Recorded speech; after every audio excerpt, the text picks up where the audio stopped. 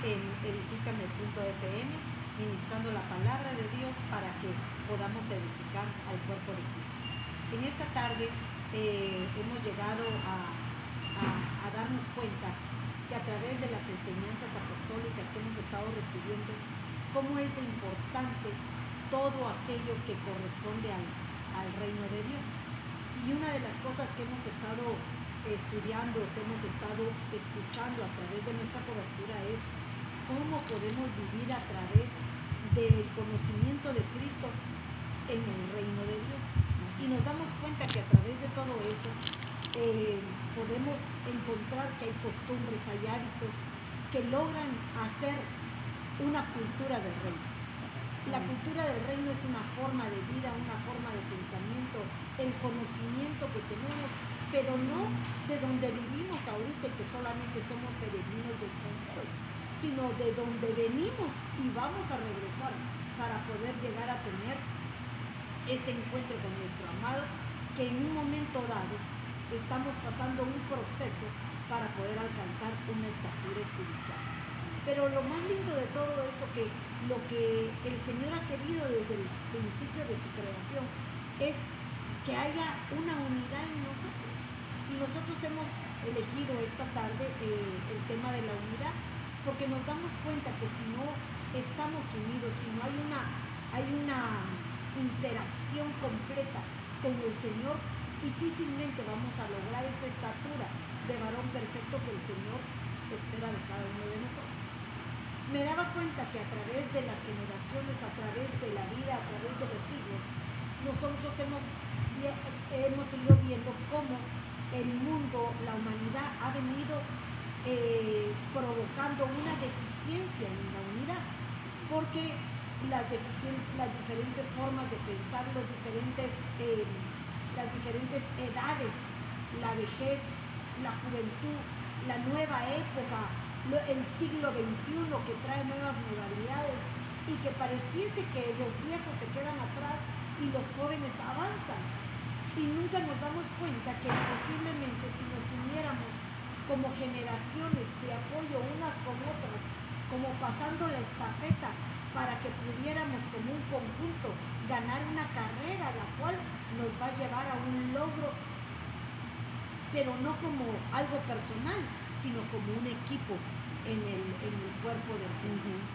Entonces venía a mi mente un versículo que creo que es un versículo clave para esto, en donde dice en Mateo 12:25, y conociendo pues sus pensamientos les dijo, porque hubo un momento en que el Señor hizo una liberación a algún endemoniado, y los fariseos empezaron a acusar lo que él echaba fuera demonios por medio de Belial, ¿verdad? Pero entonces él da una explicación clara de lo que muchas veces nos confunde en nuestra mente a muchos, y creemos que con conceptos según el conocimiento del mundo pudieran cambiarnos de la mentalidad de lo que Cristo quiere hacer en nosotros. Entonces el Señor les contesta, y conociendo Jesús sus pensamientos les dijo, todo reino dividido contra sí mismo es asolado, pero el asolado quiere decir es destruido, es quebrantado, se destruye por completo. Y toda ciudad o casa dividida contra sí misma no se mantendrá de pie. Por supuesto que él estaba hablando y refiriéndose a Satanás, que él no podía sacar demonios en nombre de un demonio de Satanás, porque le estaría sirviendo a alguien contrario a lo que él estaba profesando. Pero lo importante de esto es que nos demos cuenta que la unidad tiene un antónimo, un contrario, que es la división. La unidad es algo que el Señor está constantemente trasladándonos a cada uno de nosotros para que podamos ser uno con Él principalmente. Pero todo el recorrido desde Génesis hasta Apocalipsis nos habla de el poder estar en un mismo sentir, el poder ser de un mismo espíritu. Por lo tanto, si hay algo contrario a eso, va a ser lo que va a provocar una división. Pero cuando nosotros nos damos cuenta que el dividir nos va a provocar separarnos, podemos echar un vistazo cómo está la humanidad ahorita en este tiempo. Los jóvenes quieren tener una independencia. Los viejos están ya tomados como algo obsoleto que ya no sirve. Y aquellos que no están a la moda en situaciones de la tecnología, por supuesto, ya no tienen tanto reconocimiento como antes, sin darnos cuenta que muchas veces a través de las generaciones lo que ya fue vuelve a ser. Me ponía a pensar que hace poco estaba viendo en un almacén que ya están vendiendo nuevamente tocadiscos, fíjate, cosa que uno dijo, esto ya no sirve, pero las cosas pasadas vuelven a surgir, porque no podemos quedarnos sin recordar que hay cosas que sirven o que provocan una situación en la cual hace que la humanidad prevalezca para un objetivo final. Sí. Entonces yo quería trasladarles a ustedes el concepto de lo que la Biblia o el mundo o los diccionarios nos hablan de unidad, para poder explicar exactamente qué es lo que yo quiero trasladarles a ustedes. Estarcita, tú tienes una definición, sí. ¿Podrías leérmela, por favor? Definiciones. Perdón. Definiciones. Propiedad que tienen las cosas que no, de no poder dividirse ni fragmentarse sin alterarse o destruirse. Elemento completo o diferenciado que forma parte de un conjunto. Mira qué hermoso, porque mira, dice que tienen la propiedad que tienen las cosas de no poder dividirse. Exacto. Cuando se habla de la unidad, Dios, Cristo, nos está trasladando desde su principio, que pareciera que Él muestra muchas cosas, muchas partes, pero todas se convierten en uno, ¿verdad? No sé si tú tenías un versículo hermoso, Karina. Tenía Deuteronomio 6:4 que dice: escucha, oh Israel, el Señor es nuestro Dios, el Señor uno es. Y es algo que no puede, Él no puede dividirse. Y es que mejor ejemplo de esto, de que no, o sea, en la unidad no puede. Dice también que un antónimo es el quebrantarse, el quebrar, el separar. Las cosas que se separan ya no pueden volver. Tal vez la podemos, como un jarrón que se quiebra, tal vez lo podemos volver a formar, pero no vuelve a ser el mismo. Exacto. Mira qué hermoso lo que estás diciendo, porque cuando el Señor nos muestra su unidad, que dice que uno es con el Padre, uno es con el Espíritu, y pareciera que la matemática de Dios es contraria a la matemática del hombre, ¿verdad? Porque uno diría 1 más 1 más 1 son 3, pero en él 3 es igual a 1. Entonces nos damos cuenta que él todo lo hace perfecto. Yo me ponía a pensar como un ejército, porque eso es lo que nosotros queremos llegar a ser. Amén. Un ejército bajo disciplinas, bajo hábitos, bajo costumbres, con el propósito de llegar a alcanzar una victoria final. Y nosotros somos ese ejército de Dios. Amén. Pero de igual manera, ese ejército de Dios, cada uno tiene los batallones específicos o las áreas específicas en donde se van a desenvolver de acuerdo a sus capacidades.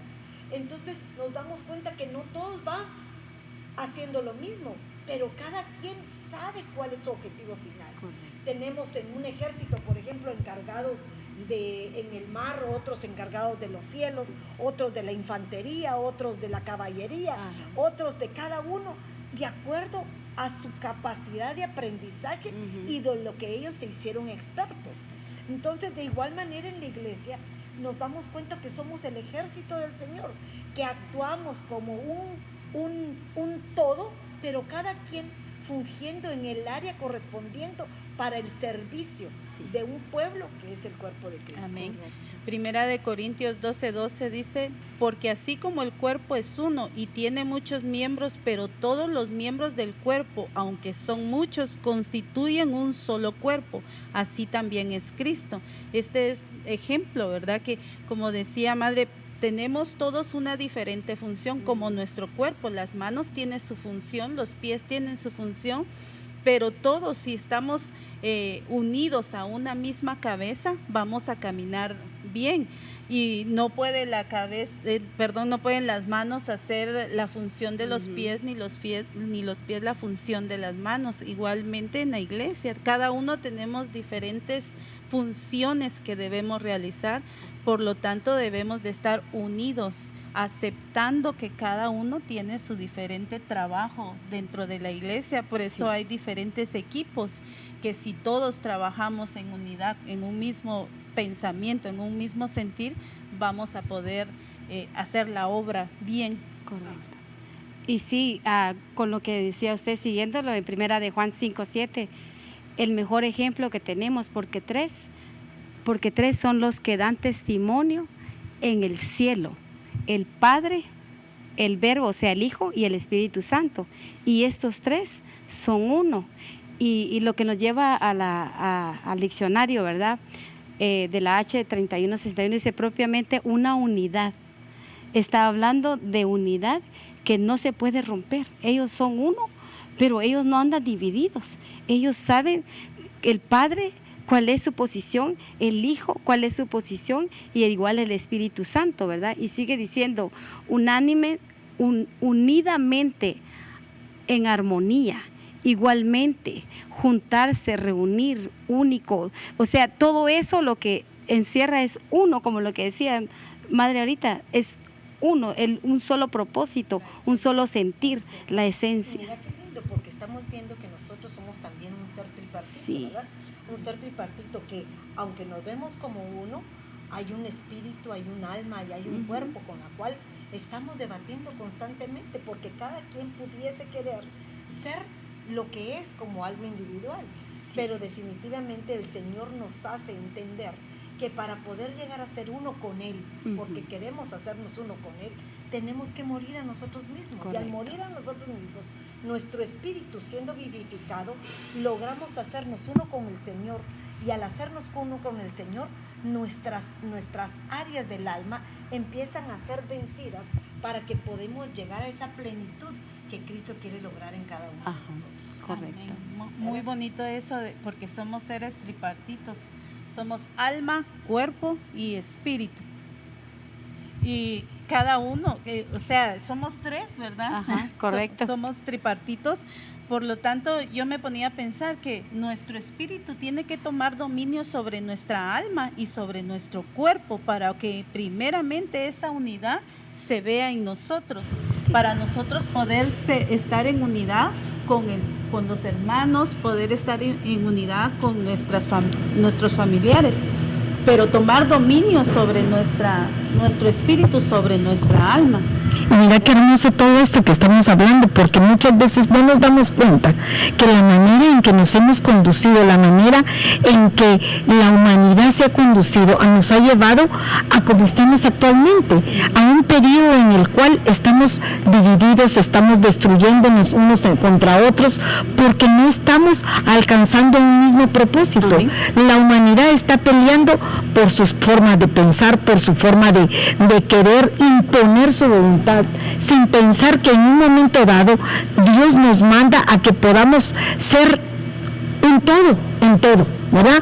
Me gustaba un versículo que encontré y quiero leerlo porque me gustó mucho, pero espero que lo pueda leer. Dice, hasta que todo, en Efesios 4:13, que dice, hasta que todos lleguemos a la unidad de la fe. La fe quiere decir que no todos estamos de acuerdo en lo que estamos haciendo, pero la fe nos va a llevar a alcanzar un propósito para beneficio de todos. Y dice lo siguiente, y del conocimiento pleno del Hijo de Dios, o sea, de Cristo Jesús, a la condición de un hombre maduro, a la medida de la plenitud de Cristo. O sea, que cuando nosotros alcancemos esa unidad, nos va a llevar a hacer algo diferente, algo que nos pueda hacer permanecer firmes delante de Él. Pero me gustaba un versículo que estaba en 1 Corintios 1:10, ¿se recuerdan? Que decía, os ruego, hermanos, por el nombre de nuestro Señor Jesucristo, que todos nos pongamos de acuerdo y que no haya división entre vosotros, sino que estéis enteramente unidos en un mismo sentir y en un mismo parecer. Pareciera que nos están diciendo que no cambiemos de enfoque, que todos pensemos en lo mismo, pero se me venía a mí a la mente, ¿cómo vamos a pensar todo lo mismo si cada uno tiene una manera de pensar? Amén. Pero cuando se habla esa palabra pensar está hablando de mente. Y cuando hablamos de la mente nos está refiriendo a una mente de Cristo, buscando siempre la unidad, la paz con todos, para que el propósito de alcanzar esa estatura del varón perfecto llegue a su plenitud. Amén. Es lo más importante, de que podamos estar siempre siguiendo a la cabeza, que es Cristo, porque el cuerpo si no tiene una cabeza que lo dirija, entonces no puede moverse. Entonces ese debe de ser nuestro enfoque, que nuestra cabeza, que sigamos, nuestra vida siempre tiene que ser cristocéntrica, para que nosotros podamos caminar en esa unidad. Y estaba leyendo ese versículo que dijo estar en un mismo sentir, y también se me viene el de Hechos 2:1, que dice: cuando llegó el día del Pentecostés, estaban todos unánimes y juntos. Y el verso 3 dice: y se les aparecieron lenguas como de fuego que, repartiéndose, se posaron sobre cada uno de ellos. Todos fueron llenos del Espíritu Santo y comenzaron a hablar en otras lenguas según el Espíritu les daba la habilidad de expresarse. Entonces, estaban ellos en un mismo sentir, en una misma mente, y sí, eso provocó la llenura del Espíritu Santo. Amén. En todos, para que todos pudieran adquirir ese poder del Espíritu Santo. Amén. Tenemos en Salmo 42:11 que dice la palabra: ¿por qué te abates, alma mía? ¿Por qué te turbas dentro de mí?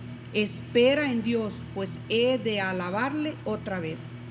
¿Qué quiere decir eso? Que tenemos que esperar en el Señor, porque no tenemos que frustrarnos. Tal vez pensamos que nunca vamos a llegar a la unión de la fe, pero nosotros tenemos que siempre estar fuertes para poder llegar a lo máximo, hasta donde el Señor quiere, porque quiere que lleguemos a ser a su estatura.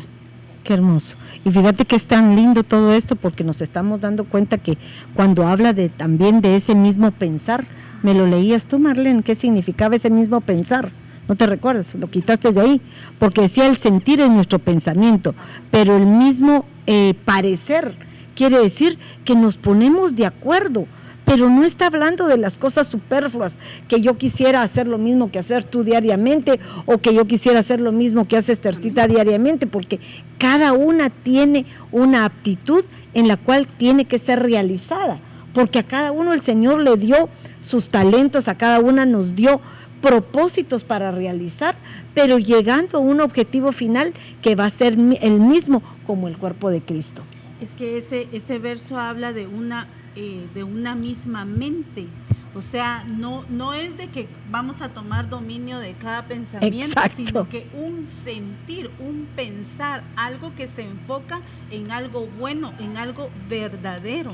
Y mira qué lindo, porque últimamente hemos estado hablando de la cultura del reino, ¿verdad? Y cabalmente la cultura del reino dice que es el mismo conocimiento, el mismo pensar, los hábitos, las costumbres que vamos adquiriendo. Amén. Pero no quiero yo una costumbre, una cultura del mundo, que es la que nos venimos en esta vida que el Señor nos permitió vivir, sino queremos adquirir esa nueva cultura en el reino de Dios, que nos va a transformar para estar aptos a lo que nos viene a futuro. Fíjate que yo me ponía a pensar ahorita cómo estamos viviendo, ¿verdad? Nosotros que tal vez no somos de este país, venimos con la cultura de nuestros países, queriendo poder vivir en una nueva cultura. Si uno no se adapta a esta cultura, fácilmente somos desechados, o fácilmente no nos acoplamos y nos sentimos fuera del foco, pero a veces nos acoplamos en las cosas que no tendríamos en qué unirnos, porque son cosas que en lugar de traernos bendición, nos pueden provocar maldiciones, no solo a nosotros, sino a toda nuestra descendencia. Pero ¿por qué no adaptarnos a las cosas buenas? ¿Por qué no hacernos uno con aquello que te va a provocar en un momento dado un beneficio para tu vida? De igual manera es la cultura del reino. Todo lo que el Señor nos expone a través de su palabra, que lo que quiere que aprendamos, que lo que quiere que nos hagamos uno, que podamos ser misericordiosos, que podamos ser amorosos, va a provocar tarde o temprano que podamos tener una mejor relación entre nosotros y podamos cumplir nuestro objetivo final. también dentro de la iglesia, porque a veces venimos de otras iglesias y queremos traer las costumbres a donde estamos ahora, y es donde no podemos encajar. ¿Y qué pasa? Viene la frustración. Sí. Y la palabra dice también que cómo es la comunión entre hermanos. Pero si nosotros empezamos a traer las costumbres que traíamos de antes, no vamos a tener una buena comunión entre hermanos, y ahí es donde empieza a atacar la unidad. Y fíjate que qué hermoso lo que tú decís, porque increíblemente en las iglesias todos creemos en Cristo Jesús. Todos tenemos el derecho de alcanzar esa plenitud, pero lógicamente cada iglesia, cada ministerio tiene una visión por la cual se esfuerza para poder alcanzar. Entonces, cuando logramos ver la verdad o cambiar de forma de pensar y nos trasladamos a otro, muchas veces queremos imponer la vana manera en que fuimos enseñados y queremos implantarla en un lugar que ya está una visión predestinada para ese pueblo que se ha escogido. Entonces, muchas veces por querer exaltarnos, por querer imponernos o por querer contradecir, porque creemos y nos sentimos sabios en nuestra propia opinión por el conocimiento que traemos, pero posiblemente no por la vivencia ni por el conocimiento de nuestro verdadero testimonio que el Señor ha hecho en nuestro actuar, empezamos a propiciar situaciones que lo único que provoca es la división entre pueblos. Madre, y también aquí que nos habla la unidad de la iglesia, ¿verdad? Mirábamos en 1 Corintios 12:12, donde nos dice, porque así como el cuerpo es uno y tiene muchos miembros, lo hablábamos al principio, pero todos los miembros del cuerpo, aunque son muchos, constituyen un solo cuerpo, la figura de Cristo, ¿verdad? O sea, todos nos necesitamos y todos trabajamos en un solo sentir, en un solo propósito. ¿Por qué? ¿Por qué razón? Porque nosotros en el Señor venimos a ser nuevas criaturas, y lo mismo vamos a hacer cuando alguien viene y lo vamos a ver si de nuestro corazón está siendo gobernado por el Señor, porque del corazón dice que salen que los pensamientos, la voluntad. Entonces, si de nuestro corazón tenemos un pensamiento todavía de querer meterle, como decimos usualmente, meterle zancadilla al hermano que viene subiendo, entonces no estamos provocando unidad en el cuerpo de Cristo, porque le estamos diciendo quizás a la mano, quítate de ahí, yo voy a hacer tu trabajo, el ojo, ¿verdad? Entonces vamos a causar una división cuando no nos ha llamado Dios a ser divisores, sino a la unidad. Y fíjate qué hermoso lo que tú estás diciendo, porque nos damos cuenta que aún el ser humano, como el cuerpo humano que tenemos, muchas veces ingerimos alimentos que no son beneficiosos para un órgano. Yo me ponía a pensar a cuántos nos encanta el café y tomamos café que en lugar de hacernos bien para nuestro organismo, provoca deterioro en nuestros riñones. Sí. Y las funciones de nuestros riñones son purificadores de muchas cosas, ¿verdad? De la sangre, controla qué es lo bueno y saca todas las toxinas de nuestro cuerpo. Amén.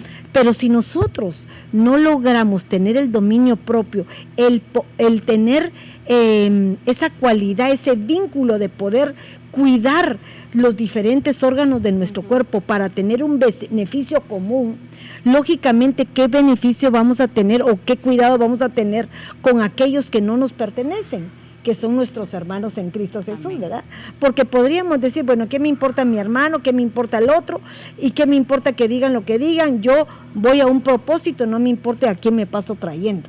Pero en el Señor no es así, porque cada quien tiene que preocuparse por el bienestar de todas aquellas partes que van a llegar como un conjunto. Se me venía a mí a la mente aquellos versículos en donde a causa de la murmuración de la hermana de Moisés detuvieron el campamento. Entonces, la unidad, aún en lo malo, en la división, va a provocar entre hermanos que se detenga el campamento y no pueda seguir avanzando como está predispuesto o con el propósito para llegar al final. Vemos a un pueblo hebreo saliendo de Egipto, que por renegar tanto tiempo vagó en el desierto por cuántos años, porque nunca logró la unidad, sino su desacuerdo constante en querer regresar o en querer no sujetarse a las autoridades. Nunca pensaron que su objetivo final era llegar a esa tierra de Canaán que les iba a traer un beneficio. Entonces nos damos cuenta que en la unidad hay muchos enemigos que tarde o temprano llegan a nuestra vida y nos pueden destruir. Y cuando nos destruyen, podemos llegar a tener actitudes, a tener situaciones que tarde o temprano van a ser castigadas, van a ser corregidas o disciplinadas por el Señor, porque nuestras actuaciones no son de acuerdo a lo que Él espera que nosotros hagamos. Se me venía a mí a la mente aquel versículo de Ezequiel 37:6 que habla de ese ejército de huesos secos que estaba destruido sobre la superficie.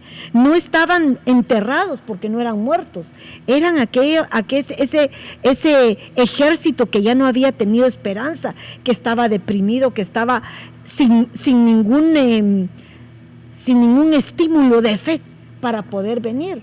E increíblemente el Señor sopla un espíritu de vida, pero lo impactante de todo esto es que empieza su proceso de restauración, y es algo tan lindo porque en Ezequiel 37:6 habla y dice: y pondré, aparte de haber soplado a ellos un espíritu de vida, dice: y pondré tendones. Y cuando se habla de tendones, habla de un vínculo, fíjate, un vínculo que llega a ser lo que va a propiciar que esos cuerpos logren su integridad, su estabilidad, el poder tomar la posición que les corresponde para formar aquel ejército que iba a poder ser poderoso y lograr el objetivo de su victoria. Entonces dice aquí: pondré tendones sobre vosotros, haré crecer carne sobre vosotros, os cubriré de piel y pondré un espíritu en vosotros y viviréis, y sabréis que soy yo el Señor.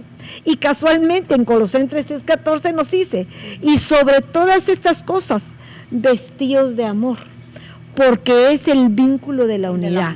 Y cuando nosotros vemos ese vínculo, está hablando como esos tendones, igual que cuando tú te lastimas un tendón del tobillo, o te rasgas un tendón de tu cuerpo se paraliza, no tienes un buen caminar. Entonces de igual manera nos damos cuenta que hay un vínculo perfecto, que es el amor que representa a Cristo Jesús en nosotros. Porque sin ese amor, dice que si nosotros no tenemos amor, somos como címbalos que resonamos, ¿verdad? Sí. Y que no, aunque profeticemos, aunque cantemos, aunque seamos los mejores para predicar, pero no tenemos amor para el cuerpo de Cristo, para aquellos los cuales tenemos que tener misericordia, como el Señor nos lo exige, entonces difícilmente vamos a poder lograr la unidad. Ese vínculo lo buscaba también y encontraba que una de sus definiciones es ligamento. Un ligamento es algo que hace que se conecte.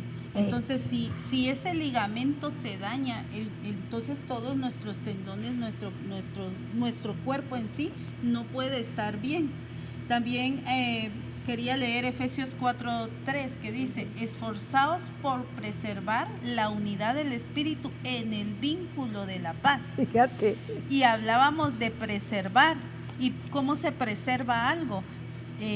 Algo se puede refrigerar o se puede... Está bien. Antes cómo se preservaban las cosas era por medio de la sal. Mira qué hermoso. Y la sal representa la santidad. Entonces, ¿cómo vamos a preservar, cuidar o proteger ese vínculo? Por medio de la santidad. Mira qué hermoso. Porque muchas veces se nos olvidan. Porque increíblemente yo buscaba los vínculos, ¿verdad? Nos habla de un vínculo que es el amor y la paz también, que es otro vínculo. Pero, ¿qué te habla del vínculo? Es algo que te va a unir para que podamos estar como un conjunto, bajo un mismo acuerdo, bajo un mismo sentir. Pero es algo tan especial porque no se puede hacer si no lo tenemos dentro de nosotros. Y el único que nos puede dar ese vínculo de la unidad, ese vínculo de la paz, es Cristo Jesús en nosotros. Cuando nosotros reposamos en Él, tenemos paz. Amén. Cuando nosotros nos llenamos de su amor, tenemos unidad. Amén. Amén. Estaba mirando que como estamos hablando del vínculo, de la unidad, me pongo a pensar yo en todos los ministerios que hay en esta iglesia. Todos cada uno es diferente, pero todos venimos a ser un solo cuerpo. Entonces, pues, imagínense, cuando la alabanza fluye, qué hermoso, que todos están unánimes y dice que viene el olor fragante y todos metidos en la unidad y todos guerreando. Ahí llega la presencia del Señor y ahí se puede ver que hay una unidad. Cada quien, estamos todos en un mismo sentir. Y mira qué lindo lo que hablas, porque cuando la alabanza atrae la presencia del Sion, provocamos al pueblo que se unan, Sí. y nos hagamos uno. Sí. Y nos hagamos uno, porque eso es que nuestra adoración, nuestro clamor, nuestra forma de atraer su presencia nos provoca estar en unidad. Por eso me venía a mí a la mente aquel versículo que habla sobre que si 2 o 3 se ponen de acuerdo para pedir algo, el Señor escucha su petición y se le es complacido, ¿verdad? Como quien dice, 2 o 3 en oración y nos ponemos de acuerdo. Me venía a mí a la mente cuando Esther estaba en un momento en el que el pueblo estaba en peligro y su primo, ¿verdad?, le llega a decir que necesita que haga algo, que interceda por el pueblo. Pero ella, en lugar de ir directamente a pedir su petición, decide poner a todo el pueblo en oración. Y cuando llegó a ese clímax, pongámosle así, en donde ella ya se sintió fortalecida, entró la paz y el amor de Cristo en su corazón, pudo presentarse delante del rey. Pero lo increíble es que se presenta sabiendo que ella iba muerta a sus pasiones y a sus delitos y a sus pecados, porque en esa época presentarse delante del rey sin permiso era una muerte segura. Perdón. Dice Colosenses 3:14, y sobre todas esas cosas vestidos de amor, que es el vínculo de la unidad, con lo que usted estaba diciendo, ¿verdad? Entonces, ella se vistió de amor por su pueblo, porque ese era el propósito por el cual ella la había enviado Mardoqueo. Y mira qué hermoso, porque eso lo podemos aplicar. Si ella estaba llena de amor, ahí sí que la semana pasada estuvimos hablando de la autoridad, que son como eslabones que no se rompen, porque vamos, Cristo es la cabeza del hombre, el hombre la cabeza de la mujer, y si ninguno de ellos se rompe, se mantienen esos vínculos que hace permanecer lo que el Señor espera. Pero cuando nosotros rompemos uno de ellos, ya no está la unidad, sino que hay una separación. Entonces, esta mujer, al amar a su pueblo, al querer dar su vida por su pueblo, al querer propiciar algo como beneficio, no de ella, sino de todos, provoca que el amor del rey haga posible que le sea complacido sus peticiones. Aunque ella no pide de repente las cosas como mandato, sino en que empieza a propiciar el terreno para que todos juntos lleguen a un acuerdo. Porque recordémonos que el edicto que él había levantado no se podía revocar, pero él podía poner otro encima de ese, en la cual ellos podían pelear. O sea, hay oportunidad de cambio, hay oportunidad de ponerse de acuerdo, porque ese es el punto, que la unidad provoca, no que yo te haga pensar como yo pienso, ni que nosotros pensemos de igual manera, sino que en nuestras formas de pensar lleguemos a un mismo sentir, a un mismo parecer, viendo qué es lo mejor para el beneficio de todos.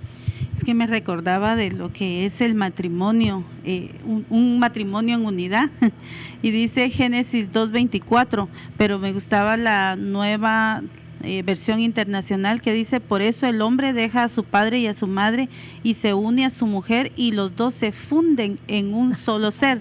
Pero a mí ese funden en un solo ser es mueren los dos a sus propios pensamientos, a sus propias necesidades, sí, para que se logre ese para que haya una unión al fundirse. Amén. Así y fíjate qué lindo, porque literalmente eso es lo que se hace.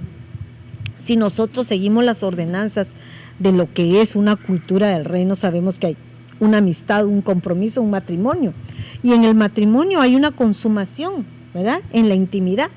Pero muchas veces creemos que es solo físico, pero tendríamos que complementarnos en nuestra alma, porque es lo primero que tenemos que tratar de vencer, porque el pensamiento de nuestro amado no es el mismo que tenemos nosotros. Entonces, en ese acoplo de poderes es donde empezamos a propiciar esas divisiones que a la larga empezamos a darnos cuenta que provocan las separaciones, provocan esos espacios, esos abismos en las relaciones, porque no logramos ser uno, no logramos complementarnos, porque fíjate, dice que nosotros somos como complemento del hombre.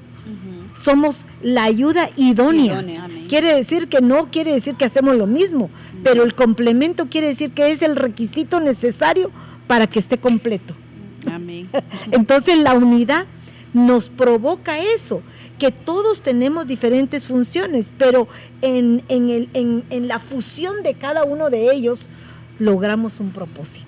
Es como el esposo y la esposa siempre vienen con diferentes formas de pensar, diferentes ideas, pero al unirse viene a ser que vienen a acoplarse como un solo sentimiento, un solo amor.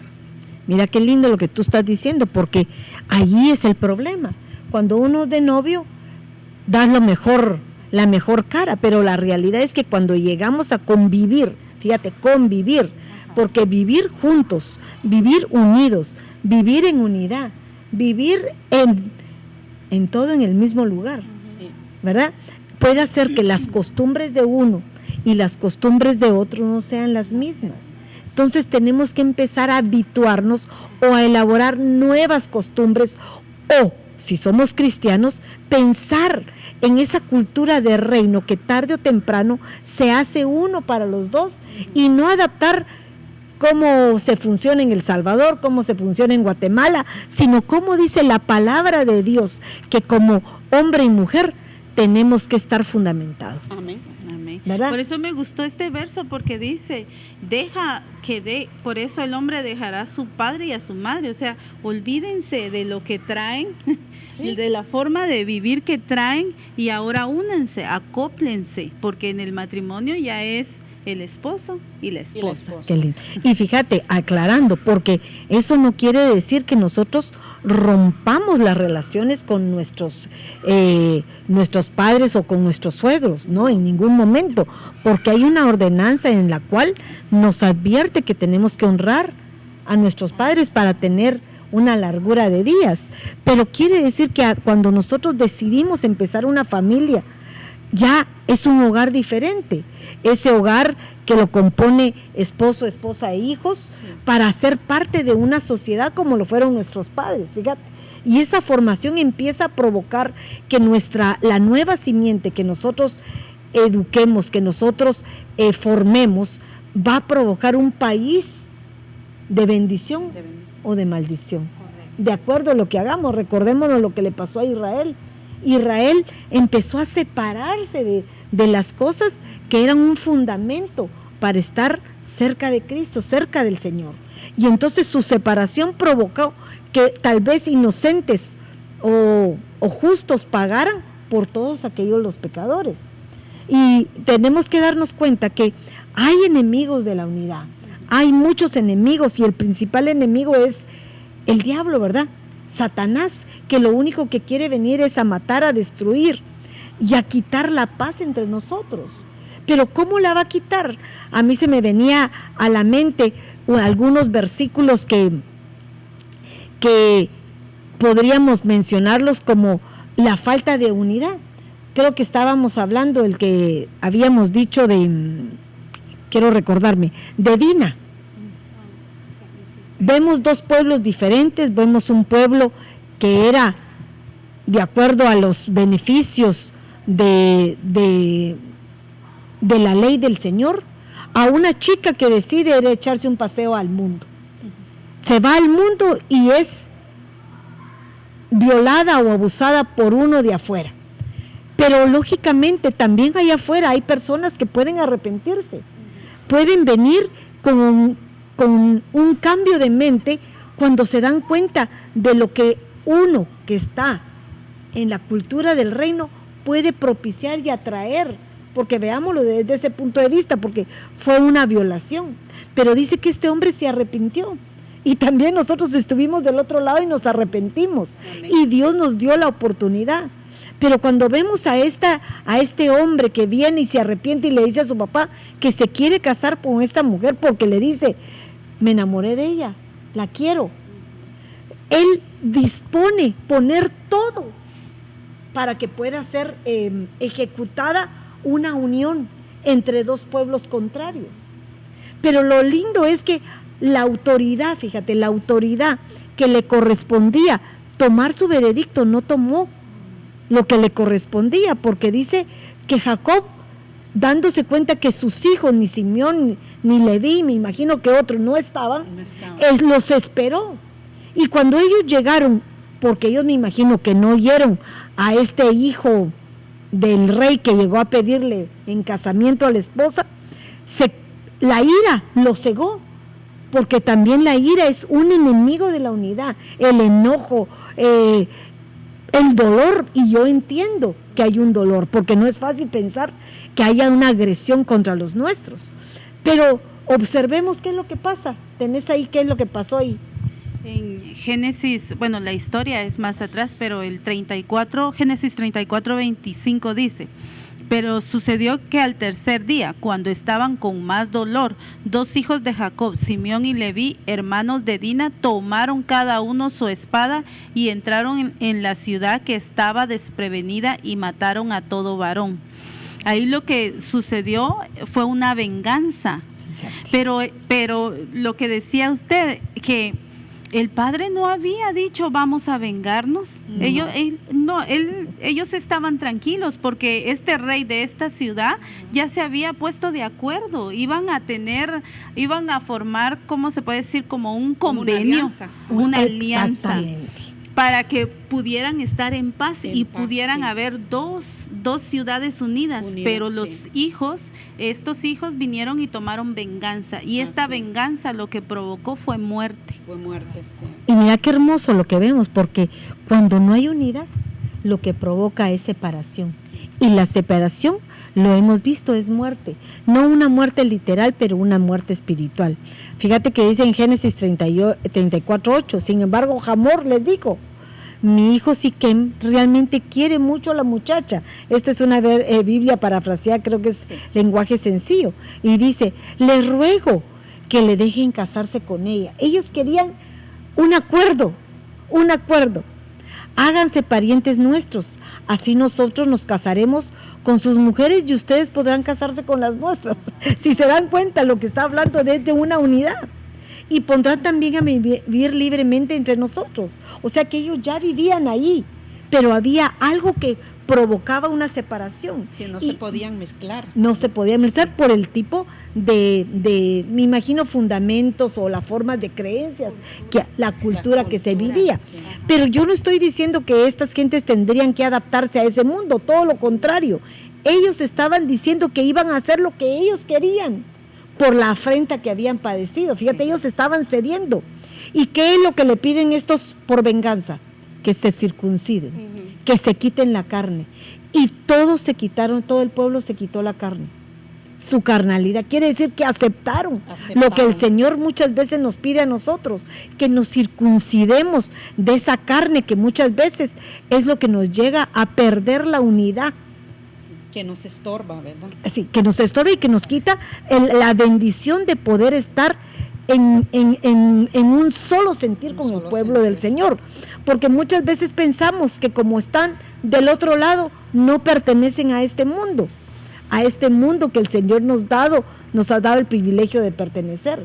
Pero también nos exige el Señor que tengamos misericordia por aquellos que todavía no han alcanzado esa estatura o que aún no han conocido, porque así como estuvimos nosotros, también tenemos que propiciar por medio del evangelismo, por medio de la palabra de Dios, por medio de un estímulo de ofrecer algo mejor de lo que viven. que quería leer este otro verso, Proverbios 6:34, porque los celos enfurecen al hombre y no perdonará en el día de la venganza. Imagínate esto, la venganza es un sentimiento que no es de parte de Dios, porque la venganza dice que es del Señor, no es nuestra, ¿verdad? La venganza dice que es del Señor, no es nuestra. Amén. Él a su tiempo va a hacer que se pague lo que le corresponde. Nosotros hemos visto que lo que se siembra se cosecha, o sea que es también una ley de la vida, que lo que se hizo tiene lógicamente una reacción, pero no como humanamente se decide en el mundo, ¿verdad? Una venganza, una situación de separación, de no volverse a hablar, una falta de perdón que también nos lleva a provocar una división. Hace poco creo que le escuchaba al hermano Sergio, al apóstol, sobre la falta de perdón, que él decía, si a usted no le llegan a pedir perdón, pues usted perdone, aunque a usted se le revuelve el estómago, porque usted está rompiendo con aquello que lo hace separarse del amor del Señor. Y si tiene como ganancia que la persona llegue a pedirle perdón, aunque usted piense que no lo va a poder hacer, el hecho de haberlo hecho anteriormente, va a propiciar que usted esté en la disposición para poder recibir algo que va a hacer que mantenga la unidad con Cristo, que es lo que nosotros queremos alcanzar. Y mire, madre, me gusta porque dice Romanos 12:19, no os venguéis vosotros mismos, amados míos, antes dad lugar a la ira, porque escrito está, mía es la venganza, yo pagaré, dice el Señor. Y si nos vamos a buscar lo que significa la venganza, nos vemos ahí que es castigar a nuestro oponente. Fíjate. Estamos nosotros tomando una acción de juez, que no nos corresponde. Que no nos corresponde. Y fíjate que a veces podríamos pensar, porque humanamente, ¿cómo no sentimos el deseo de hacerlo? Si nos hirieron, nos lastimaron o hirieron a lo que más amamos, ¿verdad? ¿Quién no quisiera hacer eso? Porque humanamente no estamos capacitados a soportar dolor, porque el dolor también es una manera de separación. El dolor nos lastima. Y cuando alguien está lastimado, ¿qué es lo que quiere? Alejarse, ¿verdad? Sí. Yo me pongo a pensar un perrito, mientras tú le das cariño, amor, su comidita a tiempo, ¿cómo está él? Pegadito feliz a ti, él es fiel, fíjate. Pero cuando hay una patada, la falta de darles de comer, en lugar de atraerlo, lo alejamos. Sí. Y al alejarnos provocamos una separación que hacemos que ese pequeño animalito se convierta en nuestro enemigo, en lugar de tener un fiel, un amigo fiel, como lo es un perrito. Y estamos hablando de un perro, ¿verdad? Mire, madre, aquí dice acerca del perdón, dice, es una actitud esencial en nuestro matrimonio, familia, iglesia. El perdón no es un sentimiento, imagínense, dice que es una decisión. Y mira qué lindo lo que tú decís, es una decisión porque no es algo que lo tengamos acá, sino es la autoridad la tienes que tomar tú. ¿Decides perdonar o decides amargarte por esa injusticia para toda la vida? Y mire, Mateo 6:12 dice, perdona el mal que hacemos, así como nosotros perdonamos a los que nos hacen mal. Y tremendo, sí. Yo una vez pregunté porque estaba pasando por eso de cómo perdonar a alguien que le hace tanto daño a uno. Entonces una sierva me dijo, es que si tú no perdonas, tanto estás presa tú como tienes presa a la persona que no perdonas. Y el perdón es algo que el Señor nos manda hacer, porque si nosotros pedimos, Señor, por favor, perdona nuestras deudas, pero ¿y si nosotros no perdonamos? De nada sirve estar pidiendo perdón, ¿verdad? Y fíjate qué hermoso lo que tú decís de las deudas, porque hasta en eso se da. Acordémonos aquel hombre que se le perdonó la deuda grande y le perdonó, porque la jerarquía superior a él le perdona una deuda mayor, pero cuando él sale no reconoce que había sido perdonado de algo mayor y ahora a él le tocaba corresponder a aquel que tenía una deuda contra él. ¿Y qué hace él? En lugar de perdonársela, le acredita mayor carga, y cuando el rey se da cuenta, lo manda preso. Como quien dice lo que tú estás diciendo, nos volvemos prisioneros de aquellos sentimientos que muchas veces tenemos que poner bajo un dominio, no bajo la supervisión del Señor, porque hay situaciones, hay sentimientos que son necesarios sojuzgar en nosotros, porque es nuestra decisión de querer hacerlo o continuar como estamos. También es como pienso un dominio propio, ¿verdad? Exacto. Correcto. Pienso que también que si no hay falta de perdón en nosotros hacia la otra persona es porque hay orgullo. Y ese es otro enemigo para llegar a tener unidad. Y mira qué lindo lo que hablas, porque el orgullo dice que al orgulloso el Señor lo ve de lejos. El lejos quiere decir que no está cerca de mí. La cercanía nos hace uno con el Señor, porque la humildad dice que atrae la presencia del Señor, pero al orgulloso lo ve de lejos. Entonces el orgullo muchas veces nos quita las bendiciones que queremos, porque no nos hacemos uno con el Señor. Nos creemos más sabios y nos convertimos en necios. Pero ¿qué más podemos decir? Por ejemplo, me encantaba, la unidad en la batalla, ¿verdad? Cuando se habla de las batallas, son aquellas guerras, aquellas situaciones difíciles que el ser humano está teniendo constantemente. Pero nosotros mencionábamos aquí, cuando estaba Moisés, para poder ganar la batalla contra los amalecitas, creo yo, si no estoy mal, ¿verdad? Entonces, ¿qué es lo que hacía? Que estaba cansado porque estaba en el monte subido, levantando sus manos, porque mientras él mantenía sus manos levantadas, la batalla iba en victoria. Pero si nos damos cuenta, no estamos diciendo que él llevaba la batuta, era una totalidad, porque tú mencionabas algo muy bonito sobre eso. Sí, porque estaba Moisés, estaba cansado, venía Aarón, venía Hur y le levantaban sus brazos, pero había otro más que estaba peleando y estaba con la espada, y era Josué. Mientras ellos estaban haciendo esa parte, él estaba en otra parte peleando con la espada. Fíjate. Entonces estaban en una unidad y esa unidad les hizo ganar esa batalla. Y mira qué lindo, porque pareciera, uno estaba con la espada literal en el momento de la batalla y otros estaban cuidándole las espaldas con una batalla espiritual, ¿verdad? Con una batalla con la espada de la palabra, creyendo en el poder del Señor que iba a respaldarlos. Mira qué hermoso. Y qué lindo, mire madre, porque ese ejemplo de ellos ahí trabajando en unidad, cuando iban perdiendo, no solamente iba perdiendo Moisés, ni los que le estaban levantando la mano, sino que era todo el ejército. Exactamente. Y cuando iban ganando, ellos todos eran los ganadores. Entonces, cuando trabajamos en equipo, si algo salió bien, todos disfrutamos de la victoria. Disfrutamos de la victoria, ¿verdad? Y si algo sale mal, no tenemos por qué decir, fue la culpa de ella o fue la culpa de aquella, ¿verdad? Sino que todos tenemos que tomar responsabilidad. Sí. Mira, algo tan hermoso que hemos estado viendo es cómo esos vínculos de amor, esos vínculos que nos unen a otros, no nos hacen perder la razón. Porque tú hablabas de algo muy hermoso, qué fácil es dividirnos porque no somos responsables de nuestras decisiones y aún de nuestras acciones. Cuando tú estás entendida de que determinada situación no fue únicamente culpa tuya, ni culpa de mi hermana, ni culpa mía, sino es una culpa como el conjunto, podemos buscar soluciones que van a beneficiar a todos. Y me refería a esto porque en la familia ese es uno de los puntos principales que hacen decaer la unidad familiar, porque el papá trabaja, el papá trae la provisión, el papá es la autoridad y la reconocemos, pero la mamá también tiene una función, que tienen que ejercer una autoridad, una disciplina, una cultura del reino que tiene que ser trasladada a nuestros hijos.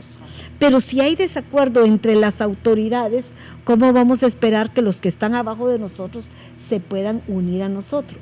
Pero cuando logramos esos acuerdos, que muchas veces es la unidad por medio de Cristo, porque no es porque yo no crea que yo estoy en lo correcto, sino mi forma de pensar a nivel del mundo posiblemente me daría la razón, pero a nivel de Cristo me hace tener otra posición en la cual voy a lograr un mayor éxito que si me impongo, tratando de trasladar una forma de pensar que no es la correcta, ¿verdad? Porque podemos verlo en muchos matrimonios. Por ejemplo, me recuerdo en Noemí, fíjate, Noemí, ella quiso ser uno con su esposo y se fue. Y de igual manera, en esa unidad perdió todo. También la unidad, cuando nosotros nos unimos para cosas que no van a ser beneficiosas, ella se fue y se unió. Pero cuando ella volvió en sí, ella regresó a la casa del pan, en donde iba a lograr el beneficio, no solo para ella, sino para aquella que quiso acompañarla. Y le dijo, yo voy a ser una contigo. Donde estés tú, ahí estaré yo. El Dios que tú sigas, yo seguiré. Donde tú mueras, moriré. Fíjense, la unidad. ¿Por qué? Porque se dio cuenta que esta mujer, a pesar de que había tenido un fracaso por permanecer en unidad, aunque haya sido una mala decisión, ahora iba a tener un beneficio. Sí. Hubo un beneficio porque alguien se convirtió de esa mala decisión. Amén. Veía aquí también, porque estamos hablando de esa unidad en la batalla, y aquí en Josué 7:21 sucedió lo contrario, perdieron la batalla, pero vamos a leer por qué. Dice, cuando vi entre el botín un hermoso manto de Sinar y 200 siclos de plata y una barra de oro de 50 siclos de peso, los codicié y los tomé, y aquí estaban escondidos en la tierra dentro de mi tienda con la plata debajo. Aquí ellos perdieron la batalla porque hubo una codicia dentro de esa batalla. Tenían hombre el anatema, ¿verdad? Por la codicia. O sea que en él ya no estaba un mismo sentir de ganar una batalla, de ir al frente a pelear por un propósito, sino que la codicia lo desvió. Y fíjate que eso es lo que pasa cuando se pierde la unidad. ¿Por qué se pierde la unidad? ¿Por qué? ¿Cuáles son los enemigos de la unidad? Por el egoísmo. El ser humano es criado, es enseñado a ser egoísta. Usted no preste sus cosas, usted cuide sus cosas. Empezamos desde chiquito a infundir ciertos sentimientos en los cuales perjudicamos al ser humano para el trato cuando tiene que tener relación con otros. Me pongo a pensar la rebeldía. Le permitimos a nuestros hijos a tener actitudes en donde creemos que ellos pueden hacer lo que se les da la gana o hacer su voluntad, cuando tarde o temprano esa rebeldía va a provocar una contienda no solo entre él y nosotros, sino aún entre los mismos padres. ¿Te das cuenta? ¿Por qué? Porque no establecimos los principios fundamentales para evitar que se diera esos enemigos de la unidad, que son los que provocan que hayan separaciones. No sé si cómo estamos de tiempo, pero miren otros enemigos que podemos ver es la murmuración, la envidia, la mentira, el orgullo la indiferencia. ¿Cómo un matrimonio cae en una separación si no es por la indiferencia de uno o de otro? Pareciera que el ser humano tiende a acostumbrarse, pero esa costumbre también provoca que el sentimiento de querer estar en unidad se pierda, porque empezamos, en lugar de haber amor, hay indiferencia, ya no nos importa, ya no nos preocupa, ya no te afliges por el bienestar de aquel que amaste, sino empieza a perderse esa unidad a causa del conformismo de permanecer sin ningún estímulo que pueda hacerlos estar en unidad. Y terminan viviendo como en un costumbrismo. En una rutina. Sí, una rutina. Exactamente. Fíjate qué lindo lo que hablas, porque uno podría decir, ¿cómo podemos esperar que nuestra sociedad, nuestro país estén unidos si las familias, que son los fundamentos de cualquier sociedad, están en división? Los padres en contra de los hijos y los hijos en contra de los padres. Pero nosotros tenemos una esperanza, tenemos una visión de parte del Señor, que en los últimos tiempos el corazón de los padres volverán a los hijos y los hijos hacia los padres. ¿Para qué? Porque en esa unidad vamos a lograr esa unidad de la fe y alcanzar esa bendición que el Señor tiene para nosotros. Quería leer Efesios 4, 5, 6 que dice: un solo Señor, una sola fe, un solo bautismo, un solo Dios y Padre de todos, que está sobre todos y por todos y en todos. Si nos mantenemos en este verso, creo que alcanzamos la unidad perfecta. Y fíjate qué hermoso, la unidad perfecta. La unidad, fíjate que me encantaba porque dos vínculos, el vínculo de la unidad, el vínculo de la paz y el amor. Pero entonces yo decía, ¿por qué la paz y el amor tan semejantes? Porque si nosotros tenemos paz, va a haber unidad y no va a haber división. Y vamos a lograr lo que el Señor quiere, hacernos uno para que nos parezcamos a Él.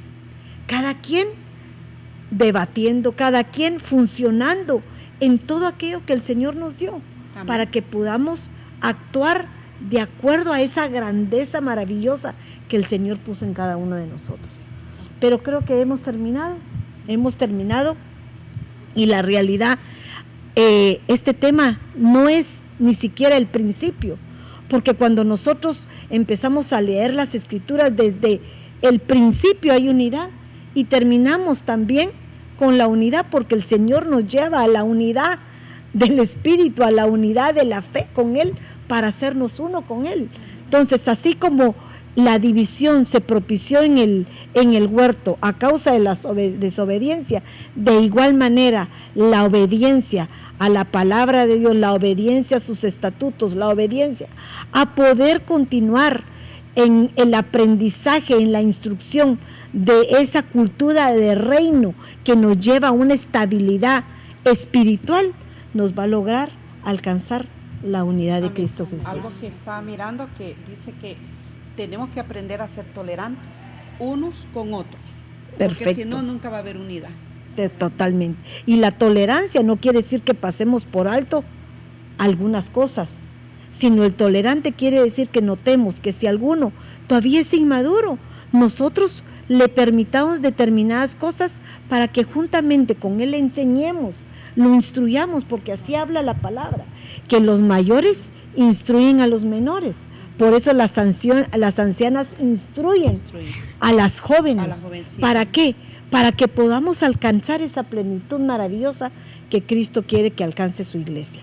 Que Dios me los bendiga. Amén. Que el Señor les haga resplandecer su rostro sobre cada uno de ustedes y que a pesar de las situaciones adversas que el mundo nos proporciona, no se te olvide, el amor, que es el vínculo perfecto, nos va a hacer permanecer en la unidad que nos lleva a la plenitud de Cristo.